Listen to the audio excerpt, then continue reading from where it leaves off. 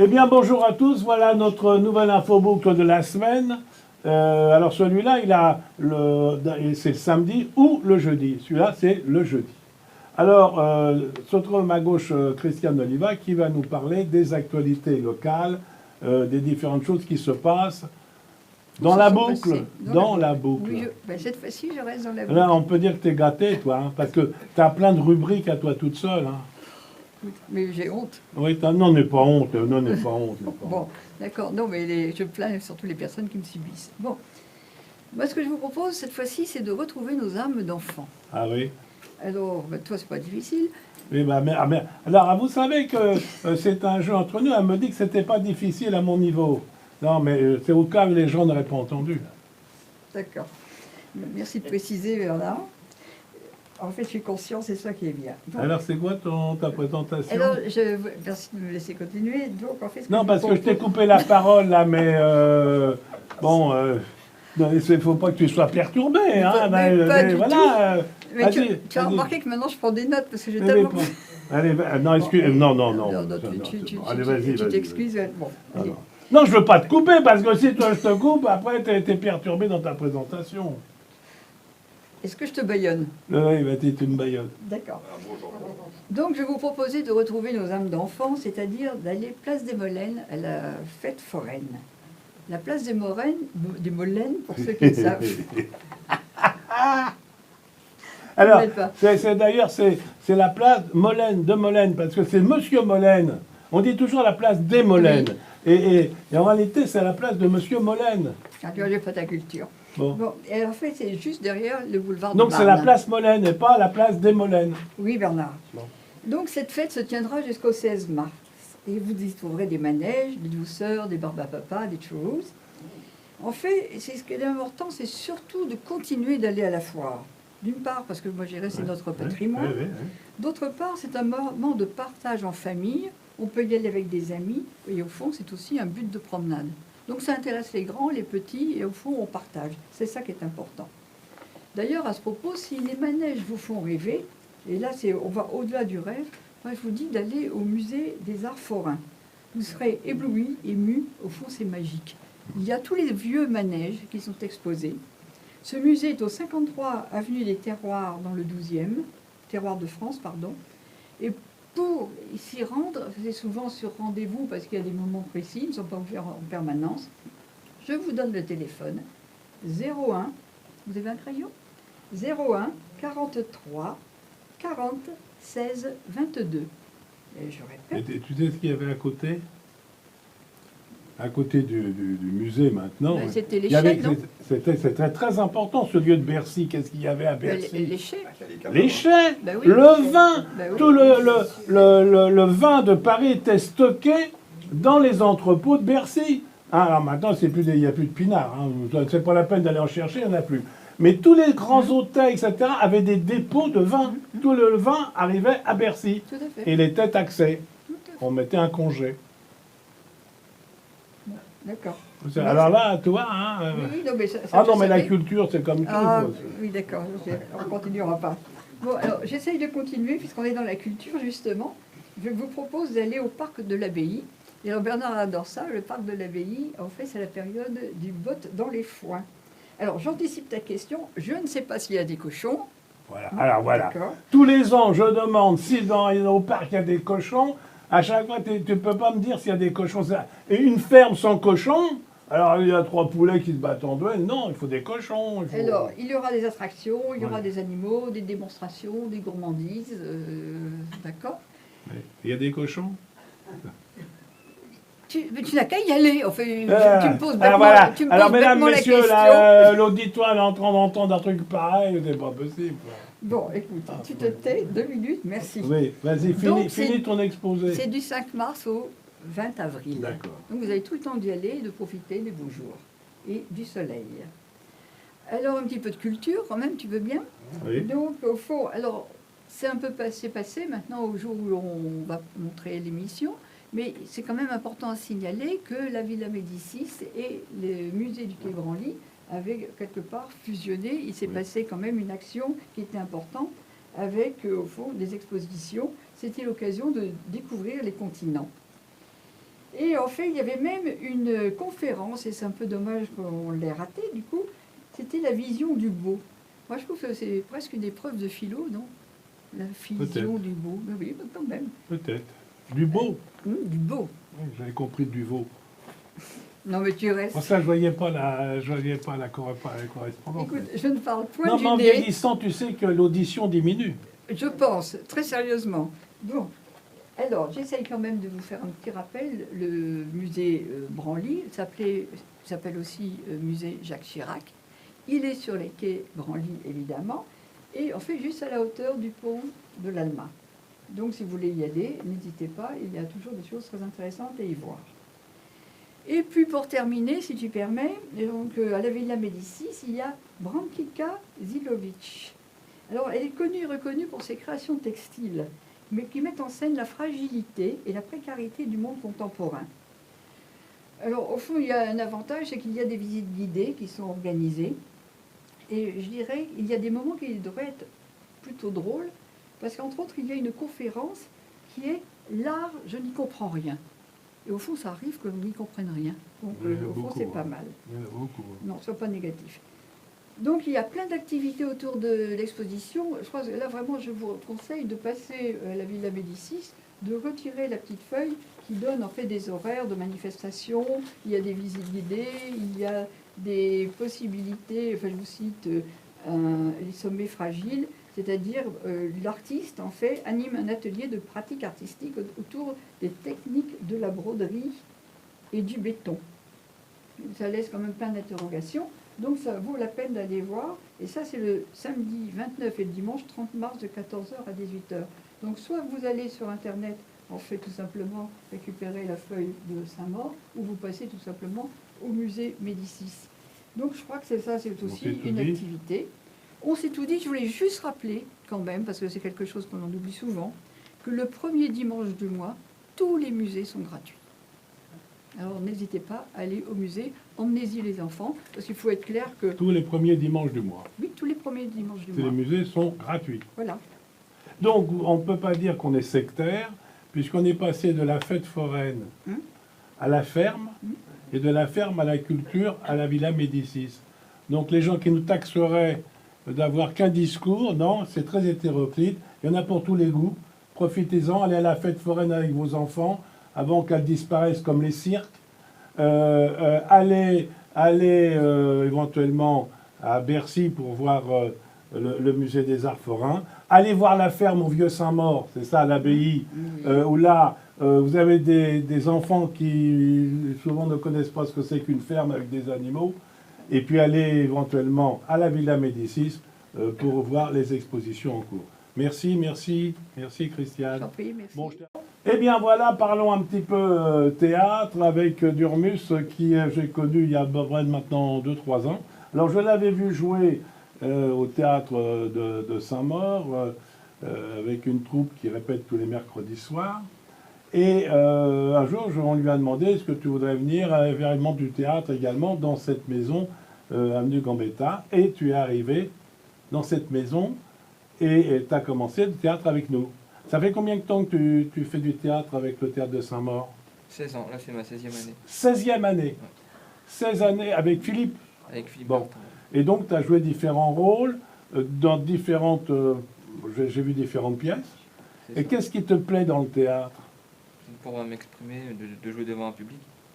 T'exprimer, jouer devant un public, ça libère. Ça libère aussi la timidité.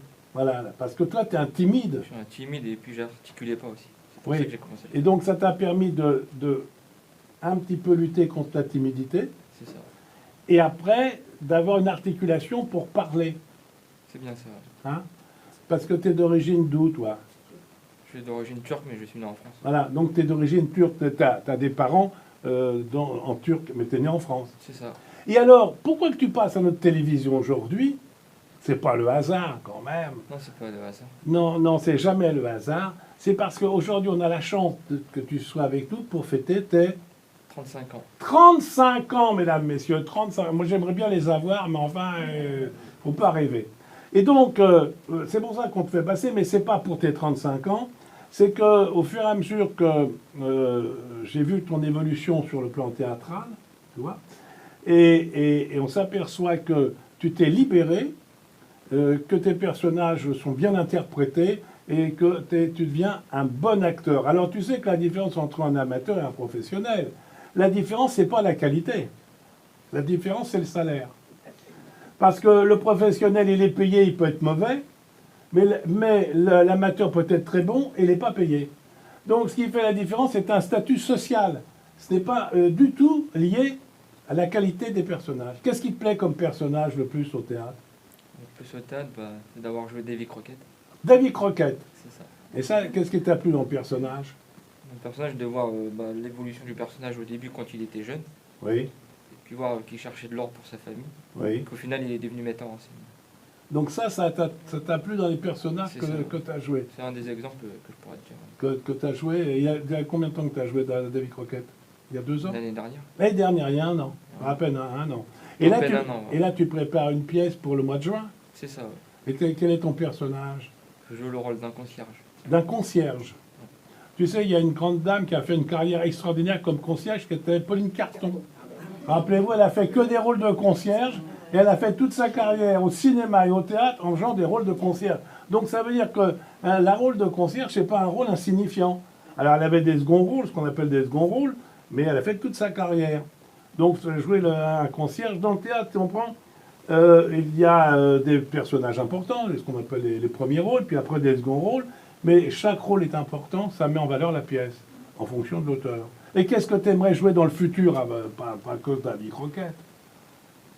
Je sais pas, j'ai pas pensé à le T'as faire. pas pensé? Non, j'ai pas pensé à le faire. Ça parce que tu préfères jouer les personnages sérieux ou comiques? Comique. Comique. Dans le comique, tu te sens mieux, tu te sens plus à l'aise. Que ce soit comique ou sérieux, je pourrais faire les deux. En fait. Oui, tu peux faire les deux, mais tu préfères le comique. C'est ça. Parce que j'ai pris l'habitude de faire ça. Bon, écoute, déjà, on te remercie d'être passé à notre télévision. On ne t'avait pas prévenu. Surprise, surprise. Surprise, oui. Hein, surprise, surprise. Et puis, je te souhaite dans 35 ans d'être encore à faire du théâtre. Hein. Ça voudra dire que d'une part, tu as continué ta passion, que tu l'as réalisée. Et il y a tellement de gens qui voudraient avoir des passions qui n'arrivent pas à réaliser, que c'est bien que toi, tu puisses réaliser tes passions. Si ton passion, c'est le théâtre, fais du théâtre. Amuse-toi. Hein. La vie, elle n'est pas si gaie que ça, et elle passe souvent très vite. Et on a tendance à ne pas prendre le plus. Et des fois, on garde que le moins. Hein. Donc, un souhait. Dans 35 ans, on se revoit. Pourquoi pas? Mais moi, je ne serai plus là. Hein. Alors, tu seras certainement interviewé par quelqu'un d'autre dans 35 ans. Dermus, merci. Merci à toi. Et continue le théâtre, continue le théâtre. Merci beaucoup. Alors, on va continuer la séquence théâtre, cette fois-ci avec Michael Bushnell. Tout à l'heure, j'ai un peu estropié le prénom de notre ami. C'est Durmus et pas Dermus.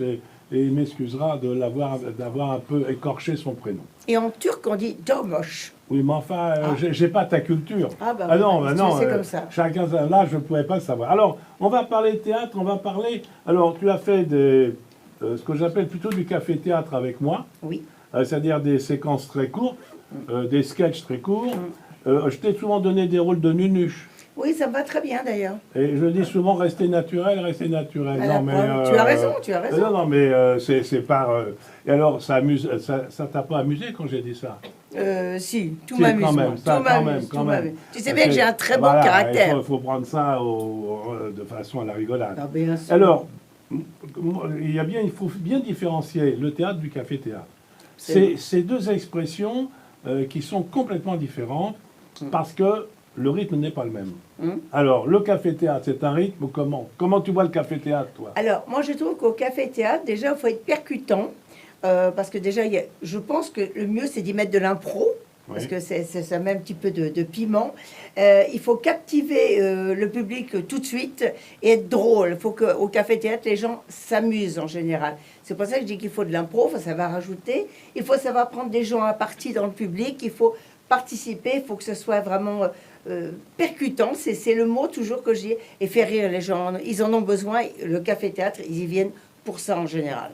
Alors, dans le café-théâtre, il n'y a pas ce rempart entre la scène et le premier rang. Exactement. En réalité, c'est une communication entre les deux.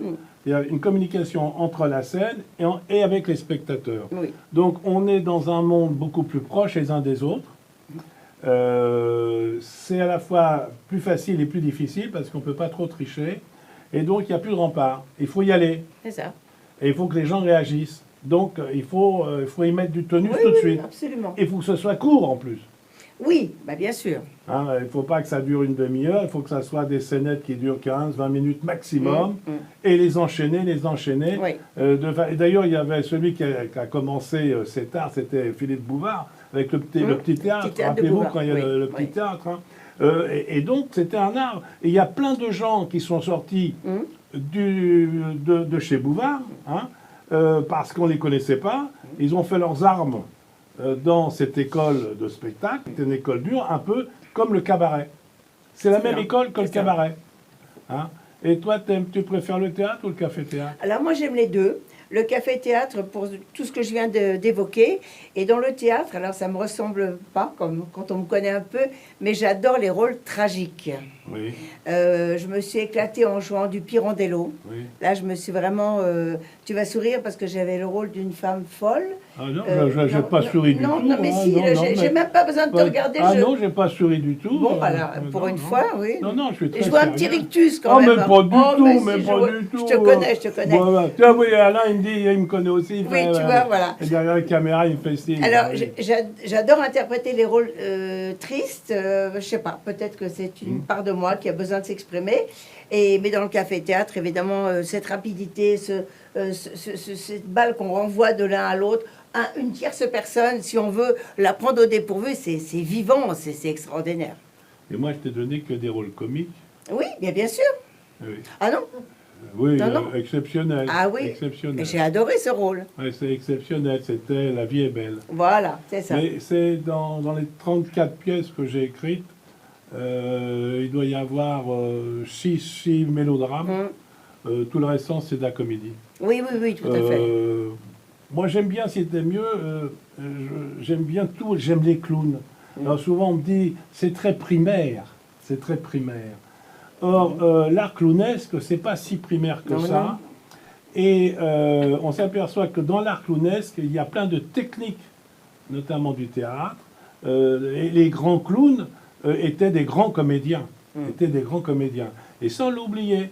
Maintenant, l'art clownesque a un petit peu été décrié. Moi, les clowns modernes ne me font pas rire, mais parce que peut-être que j'ai été élevé, je dirais, au biberon de la Sûre et des tartes à la crème. Voilà. Alors que maintenant, bon, ça fait démodé, ça fait vieux, ça fait ringard. Mais moi, c'est ce qui m'a amusé pendant longtemps dans ma jeunesse et j'ai gardé ça. Bien sûr. Et dans le café-théâtre, on retrouve un petit peu cet art clownesque de rapidité, d'interprétation. Et qu'est-ce que tu prépares quelque chose à Saint-Maur aussi avec Philippe? Oui, avec Philippe, Bertin. voilà, une pièce qui est inspirée de Jeanne Labiche et qui va être drôle. Là aussi, il faut vraiment se renvoyer la balle très rapidement. Et cette pièce était un grand travail sur l'aparté. Et ça, je trouve que c'est très, très intéressant aussi. Et chez Labiche, ça s'appelait comment? Là, pour l'instant, ça s'appelle La Biche aux Abois. La Biche aux Abois, c'est Voilà. tout un programme. Moi, je vous Exactement. conseille, c'est fin juin. Oui, c'est le dernier vendredi de juin. Alors, le dernier vendredi de juin, si vous ne savez pas quoi faire, vous allez au théâtre de Saint-Maur, c'est pas compliqué, c'est salle Radiguet. Il y a 2 séances, une à 18h, je suppose. Une à 18h30 et une à 21h. Voilà, une à 18h30 et une à 21h. Allez voir ce montage de la biche. En réalité, c'est un montage sur la biche. Et si vous allez vous amuser, je pense passer un bon moment. Ah oui, là, ça va être... c'est pas Claude, triste. merci d'être venu. Ça nous fait plaisir d'avoir une émission le plus hétéroclite possible sur des sujets différents. Bien sûr. Moi, je vous donne rendez-vous dans une semaine pour un nouvel infoboucle. et qu'il y aura d'autres sujets, bien sûr, à traiter, comme tous les 8 jours.